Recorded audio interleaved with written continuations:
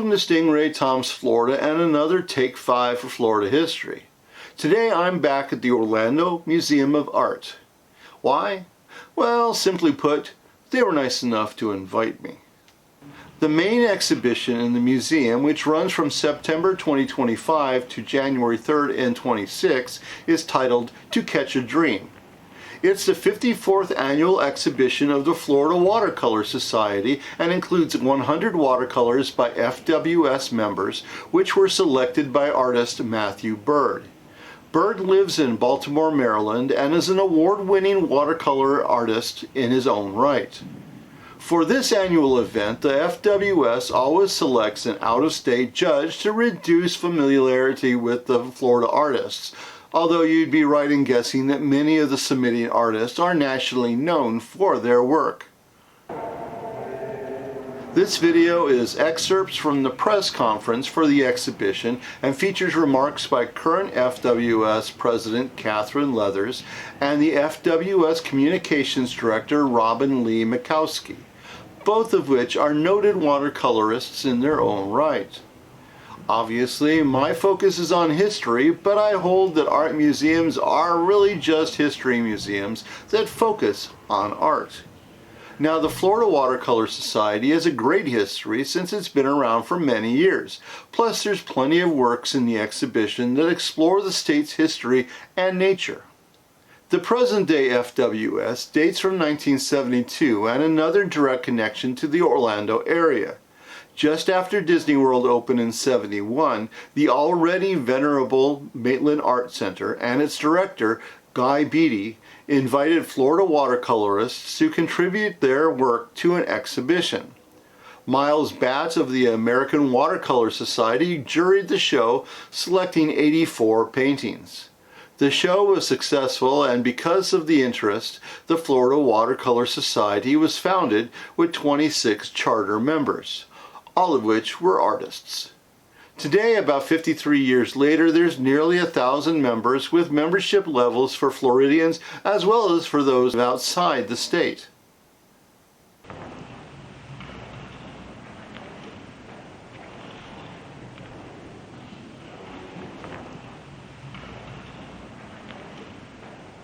Hi, welcome.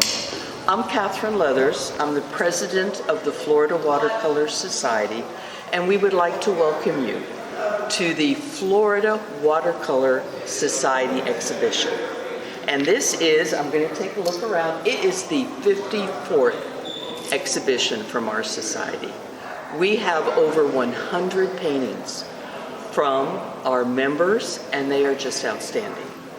We were able to select as our judge and juror this year Matthew Bird, who is an outstanding watercolor artist. He has selected a wonderful group of paintings to be in the show, and then besides that, he looked at each painting to double check it and to see which paintings were going to get awards for this exhibition. So thank you for all of our artists who contributed their paintings. Thank you for Matthew Bird, who selected the paintings and the awards, and thank you for coming by to look at all these paintings in the exhibition. We hope you enjoy it. Also check out the Florida Watercolor Society. We have a lovely website that will tell you more about our organization, and we invite you to become a member. Take care, and thank you.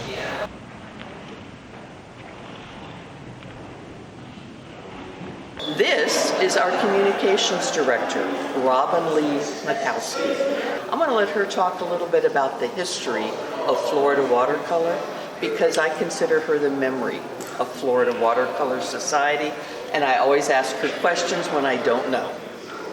As you said, we started in 1971. It was a small organization started by a man named Guy Beatty, who was the director of the Maitland Art Center, and he saw that there was a lot of interest in watercolor, so he invited Florida watercolor artists to submit their work, and they had, I believe, 84 paintings for the first show, and there was so much interest that 26 of those people became the charter members that started the Florida Watercolor Society. So since then we have grown to over 1,000 members.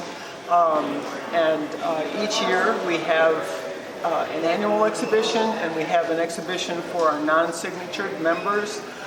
If you're in the exhibition 3 times, and we have 8 this year who have their 3rd acceptance, you get a signature membership, which means you can write FWS behind your name on your painting. If you're in 10 times, you get distinguished signature.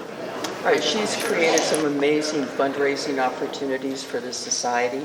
This year they had our animal friends, which you called our animal friends. Right, because we just love animals. Last year it was artsy edibles, so we had vegetarian options for painting. And I don't know what she has planned for this year, but stay tuned.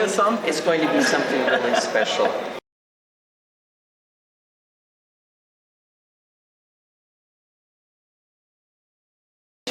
This is Matthew Bird.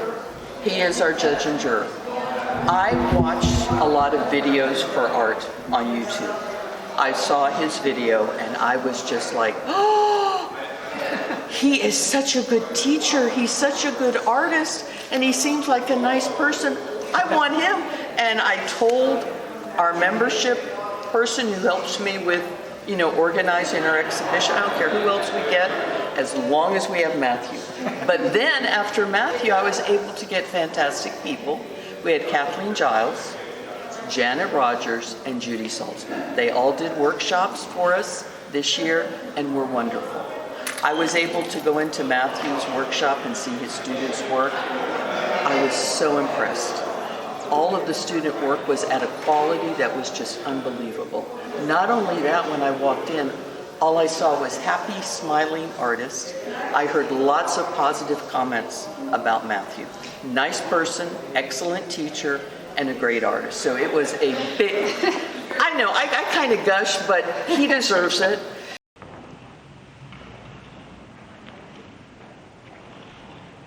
Yeah, it was a lot, and the amount of talent in this area was kind of mind-boggling. The level of work that was coming in was intense, so it made it a really difficult job to kind of narrow this down. I did spend a lot of time at each painting, and I tried to find a nice representation of styles and subject matter so that there's something for everyone.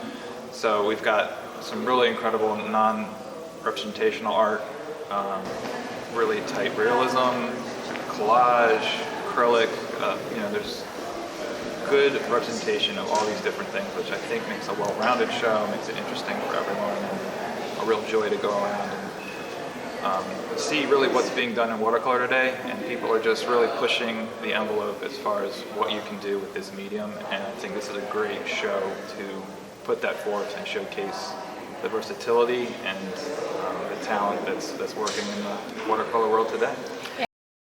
I know some of the artists here, they work at a high level, so I see them around at other shows, and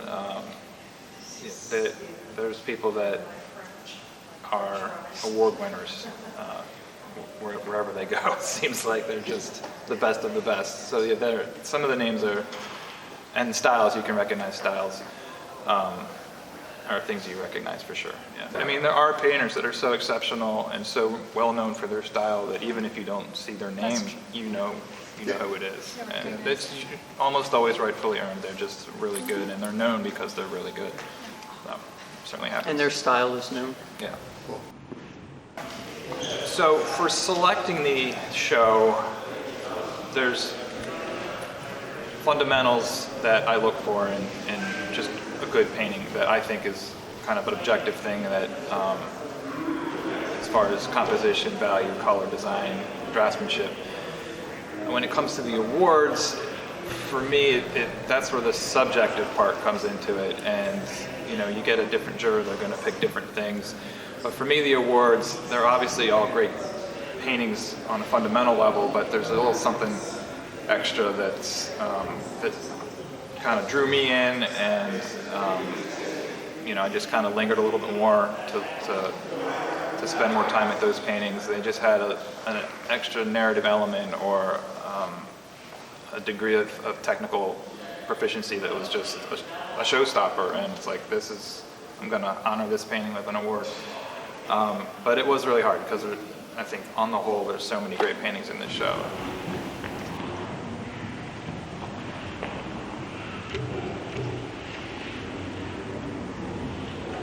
Well, we want to be as inclusive as we can, but still represent water media.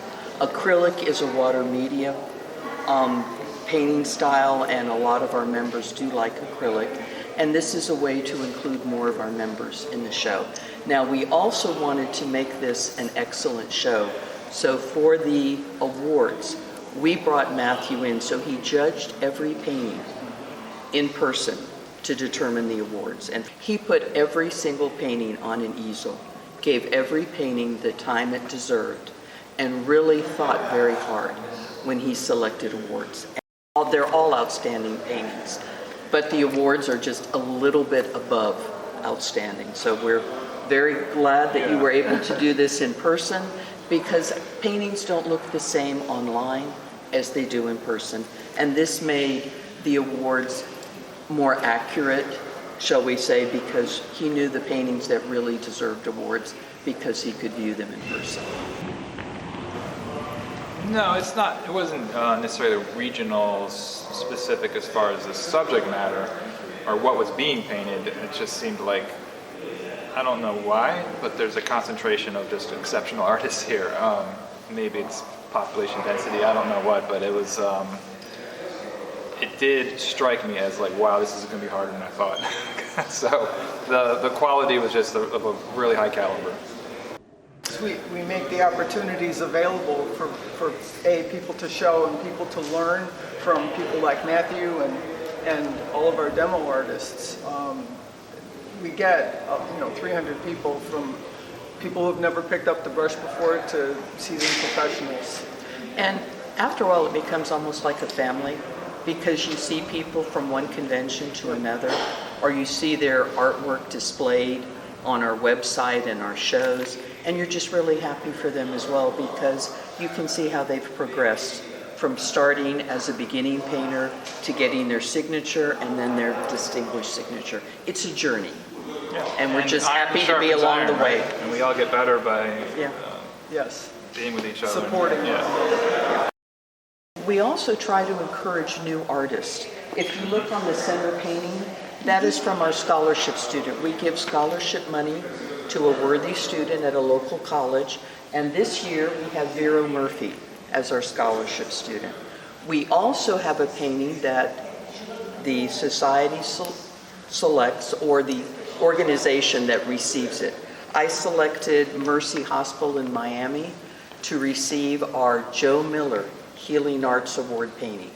This painting was selected by the facility. When the show is over, I'm going to take it down to the hospital, and it's going to be displayed in the rehabilitation room, so everyone in the community who happens to visit the rehab center can enjoy the painting as well. And that's something we do from year to year to year.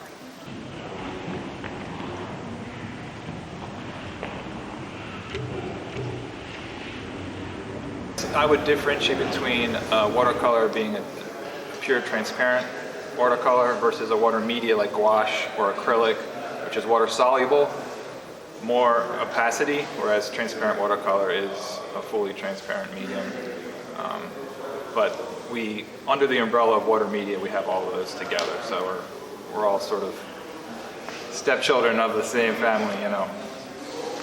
Watercolor's kind of fun. I love the luminosity because you build layers and you see the colors just so emerge, and it's just fun. Also, it's a non-toxic medium. I don't have to deal with smells and odor because some of us are older and we have health issues. So it's a very safe medium, but I just love it because you just see the painting emerge, you know, from a blank canvas as you paint.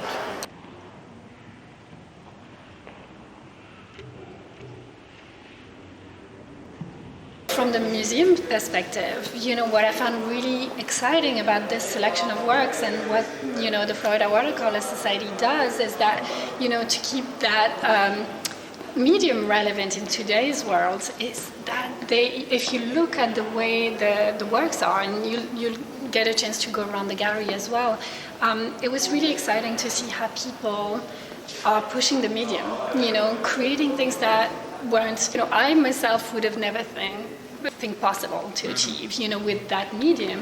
And it was really, really exciting to see. It's a medium that's really difficult to master, and, it was really exciting to see that, to see how far we can push the medium. And that is what makes it still relevant to this day,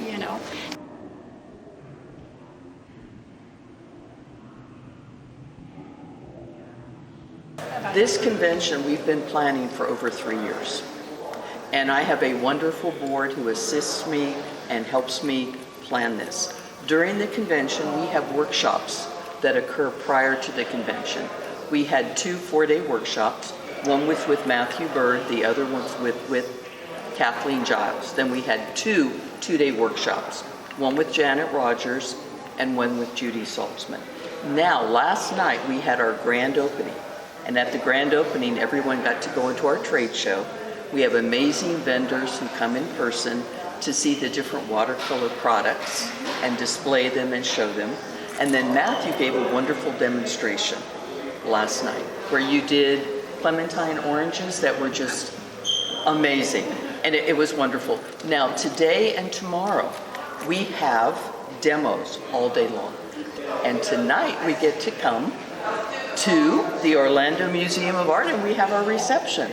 And our members will come, and we have a lovely reception planned, and we're looking forward to seeing everyone in person. Tomorrow we continue with our demos, and we have a gala dinner that I'm really looking forward to. We have a lot of wonderful sponsors. Some of our sponsors are foundations. Many of our members, when they've passed away, they've donated money to be given to Florida Watercolor, and this is sort of like an endowment that we can use for awards from year to year. We also have other members who like to donate each year to support our awards.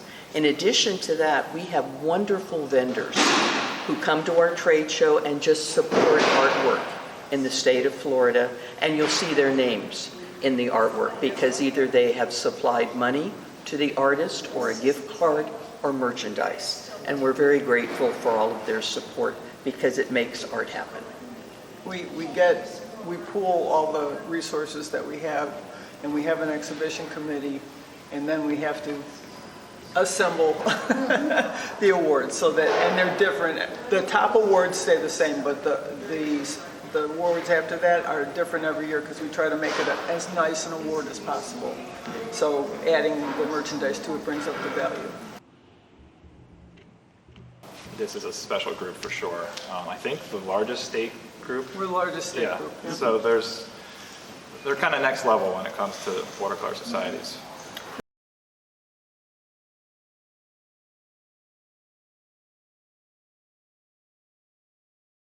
And the show that you have displayed in your museum is magnificent. Thank you so much for showing all of our artwork to its best advantage. It shows respect for art and for our artists, and we are most grateful. Thank you.